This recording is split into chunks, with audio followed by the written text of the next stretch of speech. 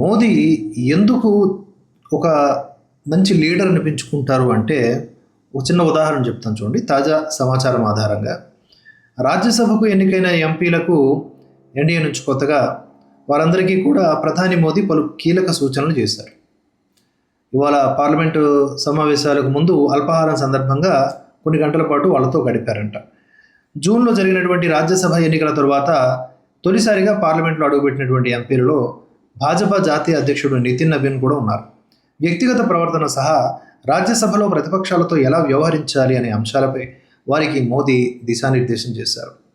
అంతేకాకుండా వీలైనంత ఎక్కువ సమయం సభకే కేటాయించాలని, 100% అటెండెన్స్ ఉండేలా చూసుకోవాలని కూడా తెలిపారు. సొంత పార్టీ నేతల నుంచే కాకుండా, ఇది హైలైట్ అనమాట, సొంత పార్టీ నేతల నుంచే కాకుండా ప్రతిపక్ష ఎంపీల నుంచి కూడా మంచి విషయాల్ని నేర్చుకోవాలి అని హితవు పలికారు. ఇది ఎవరైనా చెప్తారా?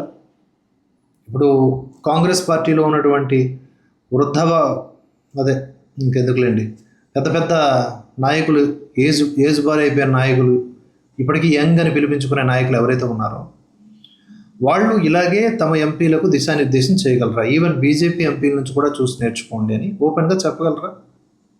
అంతటి హృదయం ఉందా వాళ్ళకి? సో మంచి ఎక్కడున్నా నేర్చుకోవాలి అనేది ఒక లీడరు చెబుతున్నాడు అంటే అది ఏ స్థాయి పరిపక్వతో ఆలోచించండి.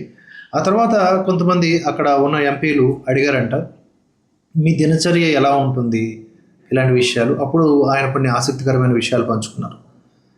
ఆయన నిద్రకు ఉపక్రమిస్తే, అంటే మోదీ గారు నిద్రకు ఉపక్రమిస్తే 8 సెకండ్ల లోపే నిద్ర పట్టేస్తుంది అని చెప్పుకొచ్చారు. రోజుకు కేవలం 3 గంటలు మాత్రమే నిద్రపోతానని తెలిపారు. జీవితంలో ఉత్తమ ఫలితాలు సాధించాలంటే వర్తమానంలో జీవించడం ఎంతో ముఖ్యమని పేర్కొన్నారు. ఈ క్రమంలో ఉన్న సమయాన్ని సద్వినియోగం చేసుకోవాలని సూచించారు. విదేశీ పర్యటనల గురించి మాట్లాడుతూ విమానం ఎక్కిన వెంటనే తాను వెళుతున్నటువంటి దేశం కాలమానానికి తగ్గట్లుగా గడియారంలో సమయాన్ని సర్దుబాటు చేసుకుంటానని తెలిపారు. దానివల్ల ఏ దేశానికి వెళ్ళినా ఎటువంటి ఇబ్బంది ఉండదన్నారు.